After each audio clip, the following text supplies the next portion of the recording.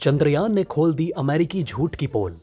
आखिरकार चांद के बेहद नजदीक से विक्रम लैंडर और प्रज्ञान रोवर ने भेज दिया है धरती पर वीडियो। इस वीडियो को देखकर टूट जाएगा अमेरिका और चीन का भ्रम। चांद पर जिस चीज को पाने के लिए कई देशों ने सिर्फ सपना देखा था, भारत ने वहां पहुंचकर अनमोल खजाना पा लिया है। जल्द ही इसरो की तरफ से बड़ा अनाउंसमेंट किया जाएगा। आखिरकार प्रज्ञान रोवर ने चांद के रहस्यों से पर्दा उठा दिया है। पिछली बार अंतिम 15 मिनट के आतंक में चंद्रयान 2 फेल हो गया था और इसरो प्रमुख के आंसू निकल गए थे, लेकिन वैज्ञानिकों ने इस आंसू की कसम खाई और मात्र 4 साल में ही वो कर दिया जो अरबों डॉलर बहाकर अमेरिका और चीन भी नहीं कर सका। दोस्तों, चांद पर जिस पानी को खोजने के लिए दुनिया ने हजारों करोड़ों डॉलर पानी की तरह बहा दिए, लेकिन फिर भी फेल हो गए। आज हमारा चंद्रयान जो नजीर पेश कर रहा है, उसे देखकर नासा और इसरो दोनों हैरान हैं। आज तक नासा, रूस और चीन ने दुनिया को चांद के बारे में जो जो झूठ बताए थे, प्रज्ञान उसका पर्दाफाश कर देगा। भारत ने सबसे पहले पर्दाफाश ये किया है, आपको चांद तक जाने के लिए हजारों करोड़ों डॉलर नहीं जुटाने होंगे, बल्कि मात्र 615 करोड़ में भी चांद पर जाया जा सकता है। मतलब भविष्य में अगर कोई व्यक्ति चांद पर जाना चाहता है तो हमारा इसरो उसे बेहद कम कॉस्ट में पहुंचा देगा। इसी वजह से नासा और एलन मस्क दोनों के बिजनेस पर खतरा मंडराने लगा है। चंद्रयान 1 ने चांद पर पानी खोजा। चंद्रयान 2 का ऑर्बिटर आज भी काम कर रहा है। उसी ने चंद्रयान 3 के लिए लैंडिंग साइट खोजी, लेकिन अब चंद्रयान 3 ने इतिहास रच दिया है। प्रज्ञान रोवर एक के बाद एक बेहद खुफिया जानकारी इसरो को भेज रहा है, क्योंकि वो तस्वीर खींचने वाला केवल कैमरा पर्सन नहीं, बल्कि एक बेहद एडवांस रिसर्च करने वाला रोबोट है, जो ताबड़तोड़ चंद्रमा के दरवाजे तोड़ तोड़ कर रहस्य बाहर धरती की तरफ फेंकता जा रहा है। 14 दिनों तक प्रज्ञान रोवर अपने लैंडर विक्रम के आधा किलोमीटर वाले रेडियस में घूमता रहेगा और कई अहम जानकारियां जुटाएगा। अपना काम पूरा करने के बाद वो हमेशा के लिए चांद पर ही सो जाएगा। पानी के अलावा प्रज्ञान रोवर मैग्नीशियम, सिलिकॉन सहित कई बेहद महत्वपूर्ण खनिजों का पता लगाएगा, लेकिन पानी की खोज सबसे अहम मानी जा रही है। रोवर प्रज्ञान बेहद तेजी से चांद की धरती पर बिजली पैदा कर रहा है। यह तकरीबन 50 वॉट तक बिजली उत्पन्न कर सकता है। मतलब रोवर के रूप में भारत में चांद पर पहला और बेहद छोटा पावर प्लांट भी लगा दिया गया। प्रज्ञान रोवर अपनी सारी ऊर्जा सूरज से ही ले रहा है। इसी कारण वो सिर्फ 14 दिनों तक ही चांद पर चहलकदमी करेगा। जैसे ही चांद पर रात होगी, प्रज्ञान रोवर हमेशा के लिए गहरी नींद में लेट जाएगा। आपको बता दें कि धरती के 14 दिनों के बराबर चांद का एक दिन होता है। मतलब हमारा रोवर चांद के एक दिन के बराबर ही वहां पर जीवित रह पाएगा। उसके बाद उसे सौर्य ऊर्जा नहीं मिलेगी और वो वहीं पर सो जाएगा। चांद पर भूकंप के बारे में प्रज्ञान को कई बड़े बड़े संकेत मिलने लगे हैं, जिसकी खुफिया जानकारी जल्द ही इसरो को दी जाएगी। कुछ मीडिया चैनलों की तरफ से यह दावा किया जा रहा है कि क्या चांद पर प्रज्ञान रोवर को एलियन मिल गए हैं। हालांकि दोस्तों, ऐसी कोई पुख्ता जानकारी अभी सामने नहीं आई।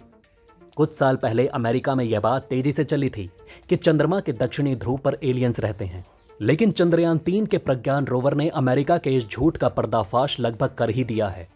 चांद पर पानी के संकेत मिलने के बाद प्रज्ञान रोवर ने पूरी जान लगा दी है, ताकि 14 दिनों के भीतर बर्फ का वो पहाड़ ढूंढ निकाला जाए, जिसके संकेत नासा ने हाल ही में दिए थे। अमेरिका ने चांद के दक्षिणी ध्रुव पर एलियन होने के संकेत भी दिए हैं। अब अपना प्रज्ञान रोवर करेगा अमेरिकी झूठ का पर्दाफाश। हालांकि सोशल मीडिया पर कुछ लोग दावा कर रहे हैं कि प्रज्ञान का सामना एलियन से हो चुका है, लेकिन यह बेहद खुफिया जानकारी है, जिसे इसरो बेहद सोच समझकर ही सार्वजनिक करेगा।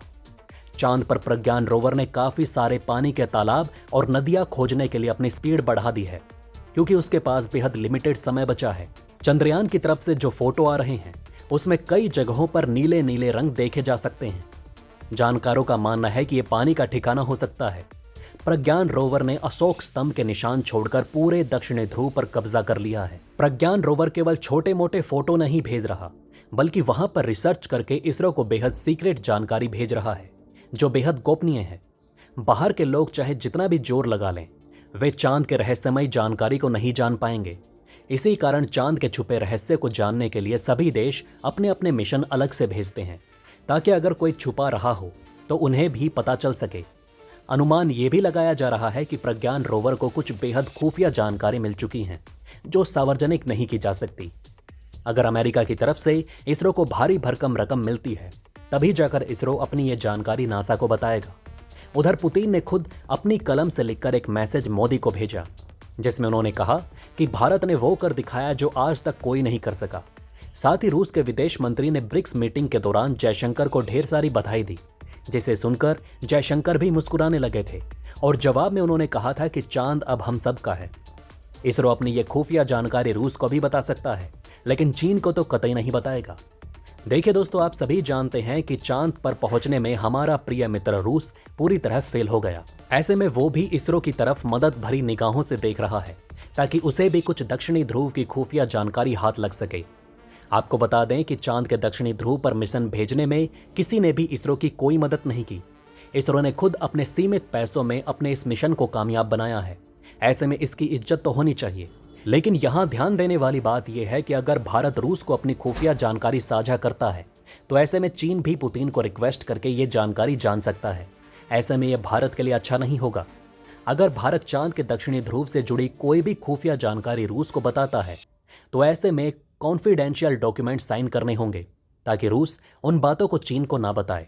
हालांकि डॉक्यूमेंट साइन करने के बावजूद इस वक्त रूस पर भरोसा नहीं किया जा सकता, क्योंकि वो पूरी तरह चीन का गुलाम बन चुका है। चीन ने अपने कर्ज जाल में पुतिन को अच्छे से फंसा लिया है। कई सालों से चीन इस जुगाड़ में लगा हुआ है कि कैसे भी करके चांद पर ज्यादा से ज्यादा जमीन कब्जाई जा सके। धरती पर और समुद्र में पूरी दुनिया ने चीन के विस्तारवाद को देखा है। दूसरों के आइलैंड पर कब्जा करने वाला चीन किसी भी वक्त चांद की धरती पर हमला बोल सकता है। ऐसे में भारत को बेहद सतर्क रहने की जरूरत है। हमारा इसरो बेहद भोला भाला है। कोई भी खुफिया जानकारी बाहर सार्वजनिक करने से पहले चीन पर लगाम लगानी ही होगी।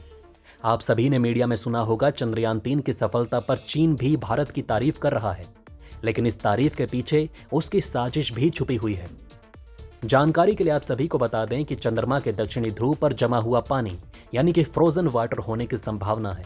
ऐसा दुनिया भर की स्पेस एजेंसियां और निजी कंपनियां मानती हैं।